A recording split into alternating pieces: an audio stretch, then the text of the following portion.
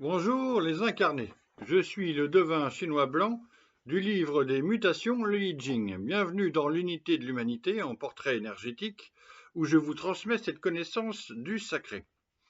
Aujourd'hui nous allons parler de l'énergie 39 obstruction de Marie-Agnès Gillot, qui est née en 1975 à Caen et qui est, je ne sais pas si c'est à vie certainement, danseuse étoile du ballet de Paris, de l'Opéra de Paris.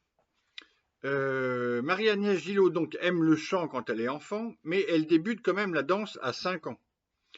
À 9 ans, elle réussit le concours d'entrée à l'école de danse de l'Opéra de Paris et elle va gravir tous les échelons comme ça pendant très longtemps, des années et des années.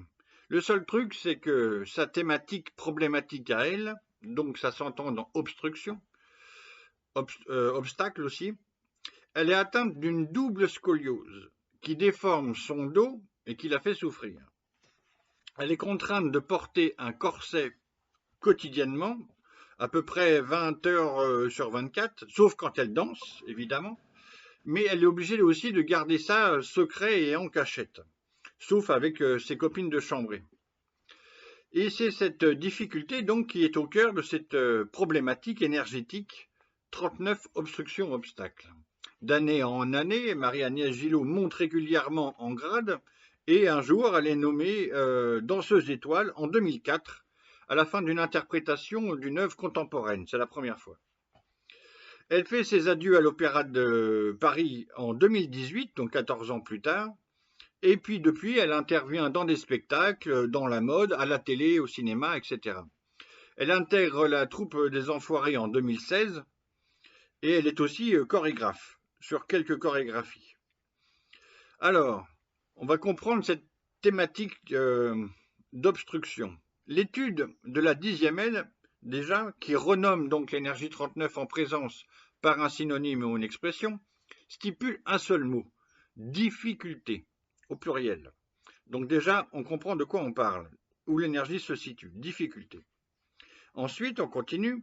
Parmi les différents sens de l'idéogramme Jian, alors c'est J-I-A-N, qui nomme cette énergie 39 obstruction, il y a plusieurs sens, dont difficulté, encore, malheur, souffrance, pauvreté, gêne.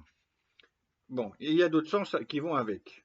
Cette énergie 39 obstruction est donc composée en bas de la montagne et en haut de l'eau.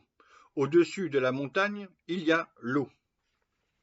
Je rappelle en passant les qualités élémentaires et humanisées de la montagne.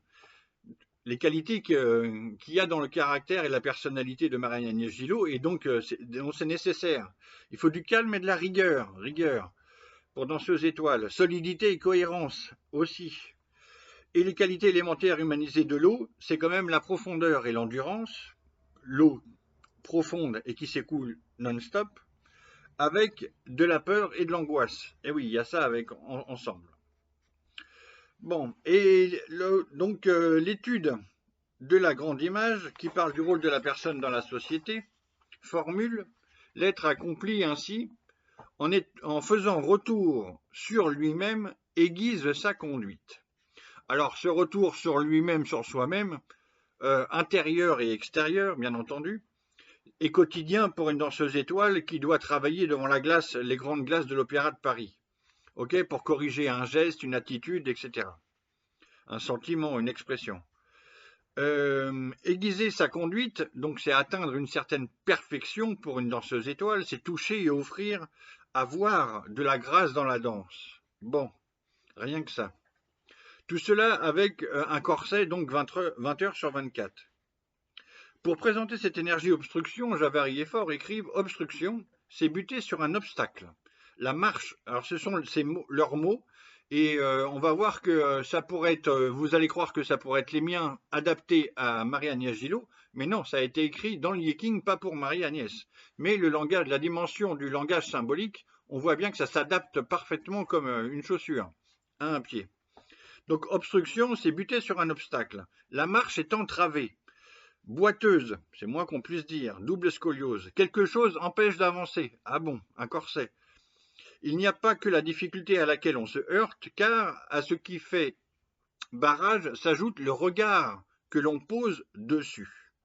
En fait, quand on est face à un obstacle, il faut prendre de la hauteur.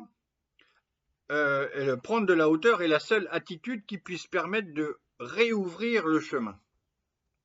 La stratégie Ying conseillée ici consiste en un double mouvement. Prendre de la hauteur pour redonner à l'obstacle une dimension plus juste et se replier en son fort intérieur pour éliminer ce qui a entraîné la mauvaise appréciation de la difficulté. Voilà, fin de citation. Première conclusion avec un quatrain divinatoire. 39, Gillot en corset obstruction. La danseuse étoile au corps, gravure de grâce. Mouvement intérieur, concentration. Montagne haut, chorégraphe. Réouvrir l'espace. Je termine par ma liste de devinettes des personnes qui vivent ou qui ont vécu dans cette énergie 39 obstruction. Pour le féminin, je n'ai trouvé que Marie-Agnès Gillot. Au masculin, il y a le chef cuistot et chef étoilé Jean-François Piège. Pour le théâtre, il y a Peter Brook et en France, en politique, il y a François Hollande. Alors, je termine en signalant les énergies 39 obstruction et 38 divergence forment dans le Yiking un couple énergétique. Elles fonctionnent ensemble. Il y a plein de couples énergétiques, dont celle-ci consécutive, etc., etc. Et que l'on retrouve dans la vie, par exemple, avec l'obstruction de François Hollande et la divergence de Ségolène Royal. Namasté.